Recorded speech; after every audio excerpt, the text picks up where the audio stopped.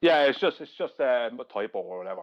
Yep. Okay, here is I think one of my favorite slides ever, because this was the one I used back in whenever years 4 or 5 years ago, whenever it was I did the presentations.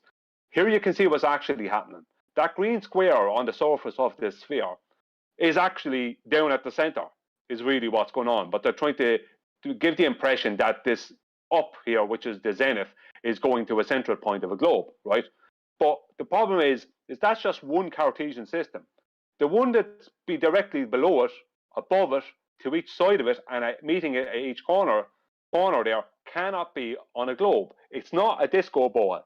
It can't work, right? As I showed earlier, all of these Cartesian systems must fit end to end, edge to edge, corner to corner, and they all must be exactly the same in dimension. So that's why what they're showing here gives the game away. You don't need, if you understand it, you don't need anything else. Because all you have to do is take this square and put it down at the center point there and ignore this circle completely.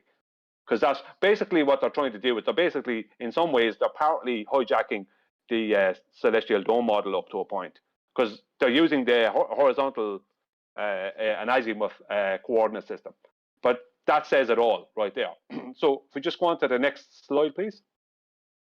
So this is a very basic, just to show, all those squares have to be the same size. If they were cubes, they have to be the same size, the same dimensions. So H4 will bring you to there. That won't work on a globe, right? If you make this bigger, it won't work. And that's why they try and say, oh, it works for local level, right? But local, what's local level? 100 square miles or whatever? I mean, what's local level? I mean, you can't ignore curvature. If it's there, you couldn't ignore it. You certainly couldn't ignore it in an XYZ system. It can't be ignored. You can't have diverging zeniths with an XYZ. The Z can't diverge from the other zeniths. And you can't have squares being different sizes and at different dimensions, or rectangles being different sizes or dimensions. You can go into Google Earth now and zoom in and you'll see they're not all different dimensions. They're all the same size because they have to be. Otherwise, it doesn't work. That's the point. And that's how they actually measure in reality.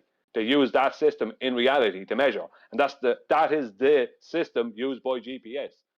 The fundamental surfaces that are used in geodesy, the reference ellipsoid and the geoid, and over time how those things can change, how they have changed over time, and the importance of them to understanding the foundational elements of geodetic datums. Without a knowledge of these surfaces, it's virtually impossible to get a good handle on the issue of geodetic datums.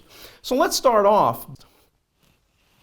Defining those reference ellipses now means we have to have a coordinate system. Now, this is one of the areas in which I personally have found considerable issues with the overwhelming majority of geospatial users.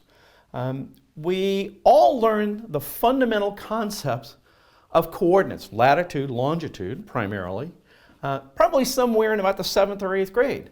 And the teacher came in and held up a globe and defined what latitude and longitude was, and there was a test at the end of the week, and you got it right, and you get a gold star on your forehead, and boom, you forgot about it. Put that in the back of your brain, never had to bring it forward. Well, now we have, again, this multitude of various disciplines who are accessing high accuracy positional technology, and the understanding of how those coordinate systems are different from what we may have learned historically is a vital part of it. So just to highlight here, the foundational value of all positioning that is done with space-based satellite systems, GPS, the Russian GLONASS, the upcoming European Galileo, the Chinese Beidou, is not latitude, longitude, and ellipsoid height, or it's not state plane coordinates or UTM coordinates or some other planar coordinates that you might be using. It is an Earth-centered, Earth-fixed X, Y, and Z Cartesian coordinate system. So the user has to fundamentally understand the relationship of this X, Y, and Z coordinate system to one that might be more appropriate for use in your local environment.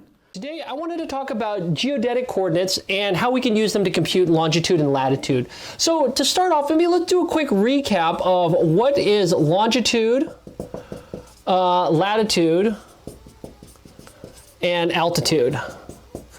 And let's start with longitude. That's probably the easiest one to chat about. I'm sure people are familiar with this, so why don't I just go ahead and flash up a screenshot of a graphic I made showing a top-down view of Earth looking from space, kind of looking at the North Pole. And longitude is